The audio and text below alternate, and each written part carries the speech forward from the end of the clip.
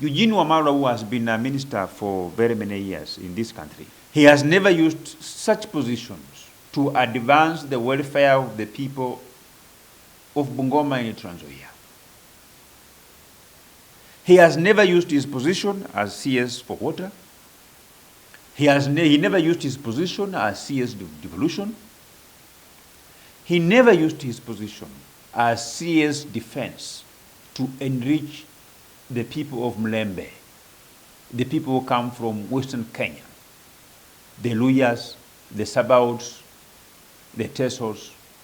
And he now feels he has the audacity now to think that because now he's out of government, that the only hope we can give to the people of Mlembe Nation is to urge them to wear sufurias on their head. When he had an opportunity to ensure that the women would travel tens of kilometers in search of water. The women who have always yearned to have one of their own as the Minister for Defense, so that maybe their children can have an opportunity to get into the military in one way or the other. They never benefited from Eugene Wamalwa at all. So the only benefit that now Eugene Wamalwa is bringing to the people of Mlembe Nation is to ask them to participate in demonstrations of which he's saying that the end game will be to bring down the cost of living and improve the welfare of their people. If you never used your position as a minister in 3 different dockets to improve the life of the people, if you never used your position as minister in 3 different dockets to sell hope, to make people be hopeful, to implement things that people will begin to see the future with a new meaning.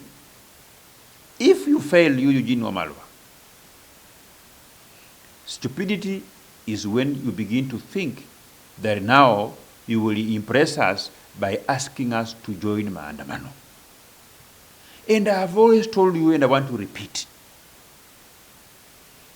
because I know you seem not to have children that you have sired. That is not your problem. Children come from God. But I want to beseech you that if you feel like you want us to take your call to participate in demonstrations seriously, then please just changa watoto ya ndugu yako, watoto ya dada yako, utafute ya aunti yako, wasanye. Then once you convince them to participate in demonstration, then we will take you seriously. When the history of the Mlembe Nation will be written, Eugene Wamalwa will not just be mentioned through a footnote, but he will have a complete 2 chapters that will talk about Ludovic Eugene Wamalwa for having been a minister in 3 different dockets, and he only used the benefits that comes, the privileges that accompanies those positions just to grow hips and a smile, and nothing else that the people of Mlembe Nation can write home about. That is the chapter that Eugene Ludovic Wamalwa will occupy when the history of Mlembe Nation will be written.